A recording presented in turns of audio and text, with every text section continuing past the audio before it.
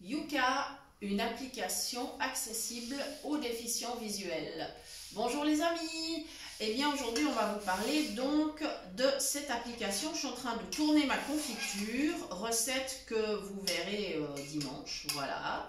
Et pendant que ça mijote, je me suis dit, eh ben tiens, je peux vous parler de cette application.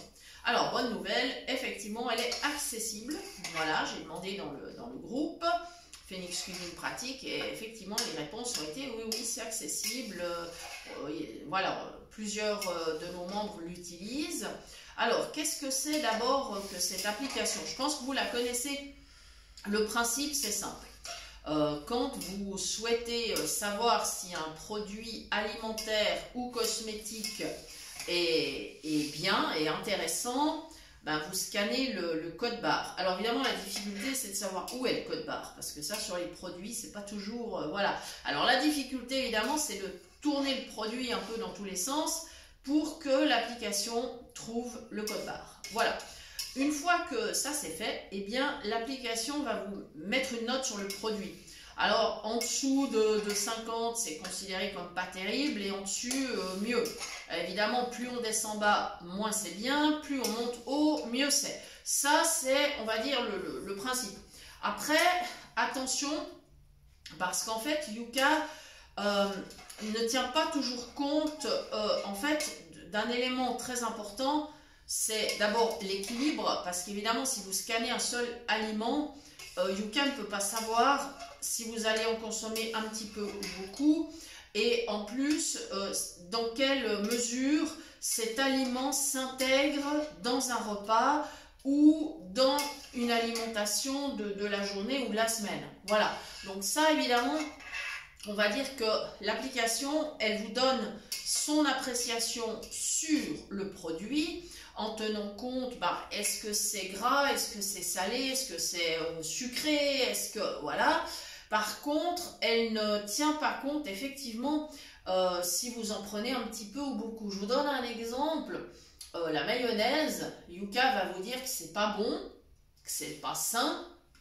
Et oui, a priori c'est pas sain. Mais si vous en mettez juste une petite cuillère sur votre poisson ou dans une sauce à salade, ou enfin voilà, ça va aller. On va dire que vous n'aurez pas mis votre organisme en danger. Voilà. Pareil pour des produits comme, je sais pas moi, le ketchup, les petits gâteaux, enfin ce genre de choses. Quoi que le ketchup, ouais, c'est vraiment pas terrible. Le fait maison est meilleur. Mais bon, bref. Pareil, les petits gâteaux, d'une manière générale, l'application vous dira que c'est pas bien. Et puis, évidemment, l'application ne sait pas si vous comptez en manger un ou deux avec le café ou bien si vous allez dévorer le paquet. L'incidence, elle ne sera pas la même, bien évidemment. Alors, si l'application juge un produit malsain ou pas terrible, elle va vous proposer une alternative. Alors bon, le problème, c'est que souvent les alternatives sont relativement plus chères.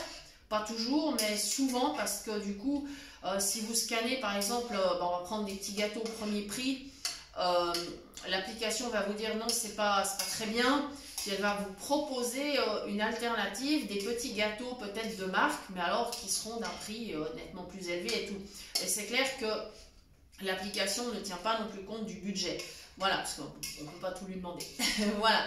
Alors voilà, vous pouvez donc faire ça avec vos produits alimentaires, mais en gardant vraiment à l'esprit que c'est l'équilibre qui fait qu'on s'alimente sainement ou pas, et c'est pas un seul produit qui détermine si l'alimentation est saine et équilibrée. Voilà, parce que c'est beaucoup plus complexe que ça en fait.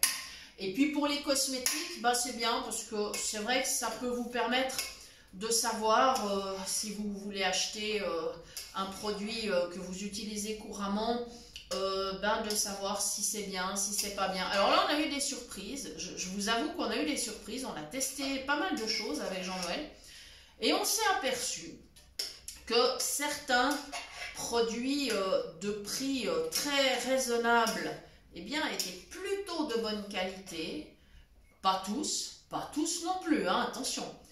Et certains produits, au contraire, qu'on achète très très cher dans certaines marques, ils ne sont pas toujours aussi bien que veut dire la pub ou l'étiquette.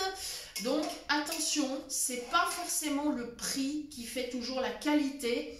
Ça, il faut vraiment être attentif à ça.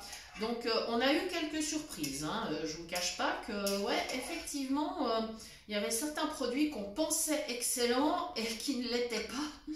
Et d'autres où on s'est dit, oh bon, ça c'est un prix moyen, qu'est-ce que ça va donner? Et en fait, les produits atteignaient des notes de, ça pouvait être 72, 80%, 100% même pour certains.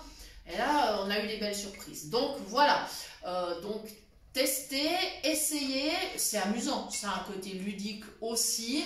Et puis, merci Yuka d'avoir rendu cette application accessible aux déficients visuels parce que c'est quand même une application très utile au quotidien, surtout quand on a une famille et qu'on essaye finalement de se nourrir et d'acheter des produits de soins les plus sains possibles. Voilà les amis, et c'est tout pour aujourd'hui. À dimanche donc pour la recette de cette confiture qui mijote et qui sent très très bon. Je ne vous en dis pas plus. À très bientôt pour de nouvelles idées cuisine. Merci.